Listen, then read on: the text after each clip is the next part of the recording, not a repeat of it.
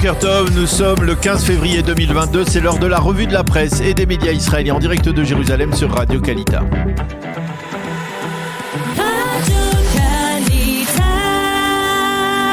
De la presse israélienne, en direct de nos studios de Jérusalem. Et oui, à Jérusalem, nous retrouvons notre correspondant Daniel Haïk. Et Daniel, ce matin encore, la manchette des grands quotidiens et des sites d'information se rapporte au risque, bien sûr, de guerre grandissante entre la Russie et l'Ukraine.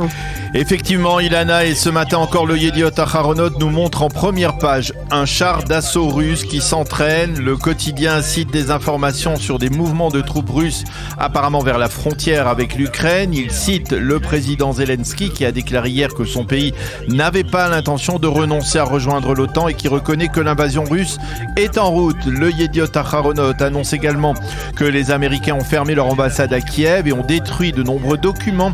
Et puis en manchette, une révélation exclusive du Yediot, de crainte d'une réaction hostile de la part des Russes, Israël a freiné le transfert de batteries d'hommes de fer aux Ukrainiens. Le site N12 et celui du Maariv confirment que les forces russes se mettent en position offensive, comme le prouvent les images satellites de la frontière. Le Haaretz lui titre « La Russie renforce ses troupes le long de la frontière ». En manchette, le Israël Hayom lui cite un ancien responsable des services de sécurité israéliens qui affirme « La faiblesse de Joe Biden dans le dossier iranien a encouragé Vladimir Poutine à se montrer plus belliqueux envers l'Ukraine. Selon cet expert, l'administration Biden est naïve et elle fera tout pour ne pas utiliser la force militaire. » Alors justement, dites-nous Daniel, qu'écrivent les éditorialistes ce matin à propos de ce conflit ? Eh bien, on va commencer par Ron Ben Ishai, qui est le doyen des correspondants de guerre israéliens, qui s'est rendu sur la frontière entre l'Ukraine et la Russie, près de Donbass, et il affirme que d'un point de vue de la météo, les conditions sont actuellement particulièrement favorables à une invasion russe sur le plan stratégique. Ron Ben Ishai explique que l'Ukraine est persuadée que son ralliement à l'OTAN est la seule manière de convaincre la Russie d'abandonner ses désirs de reconquête. Nadav Eyal, toujours dans le Yediot Aharonot, écrit que la présence russe en Syrie place Israël dans une position délicate face à la crise entre Moscou et Kiev. Et à Jérusalem, on manœuvre entre Poutine et Biden.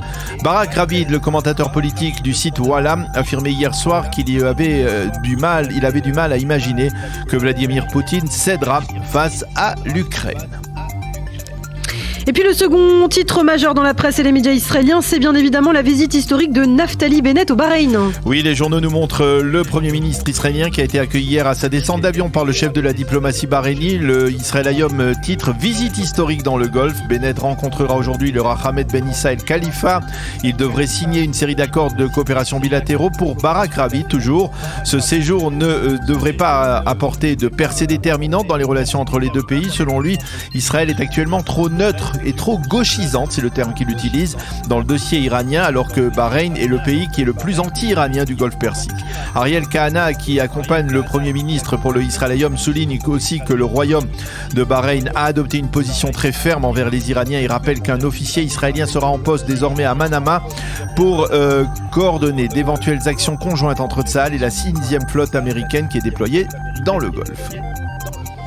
À Jérusalem, la tension dans le quartier de Shimon HaTzadik à présent et qui continue à préoccuper les Israéliens. Oui, le Yediot cite certaines estimations selon lesquelles la poursuite des émeutes dans le quartier de la Discorde risque de provoquer un embrasement qui ressemblerait à celui qui a précédé l'opération Gardien du Mur en mai dernier à Gaza. Le député Ben Gvir était hier sur place. Il a indiqué qu'il y resterait tant que la police n'aura pas déployé de force pour garantir la protection des habitants du quartier juif. Le maire de Jérusalem, Moshe Léon, a donné l'ordre d'installer un système de protection électronique pour les habitants juifs. Il a convenu avec le commandant de la police dans la région d'une augmentation des patrouilles sur place. Dans le Yediot Aharonot, Ben Dror Yemini commente ces développements et il revient sur les origines de cette confrontation entre résidents juifs et arabes.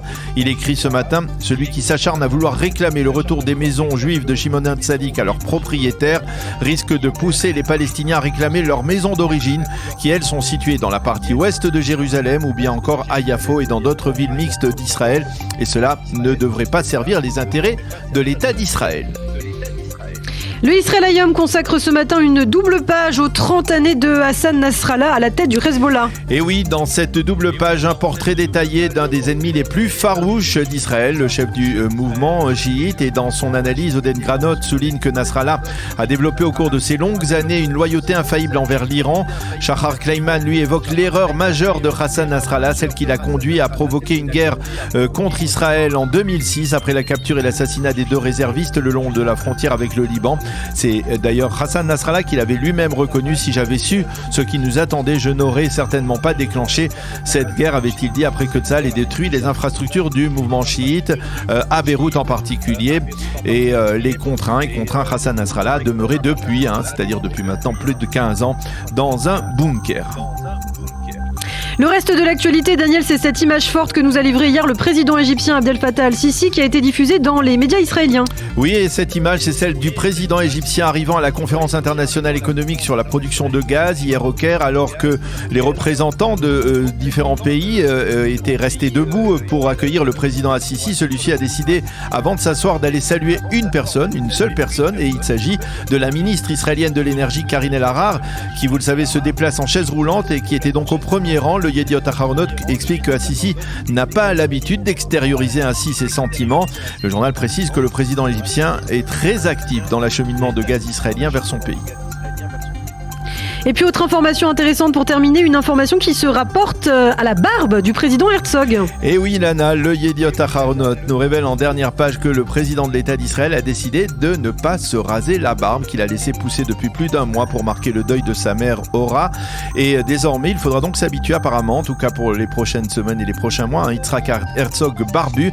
Ce n'est pas en soi une véritable surprise. Il faut souligner qu'au cours des dernières semaines, les commentateurs qui ont suivi les déplacements du président à l'étranger durant ce mois de deuil ont remarqué que la barbe qu'il avait laissé pousser, comme le veut la tradition juive, lui donnait un visage plus mûr, moins baby-face que comme il l'avait jusqu'à présent. Et apparemment, le président donc s'est laissé convaincre par ses observateurs. Et il devrait pour l'instant donc au moins rester barbu.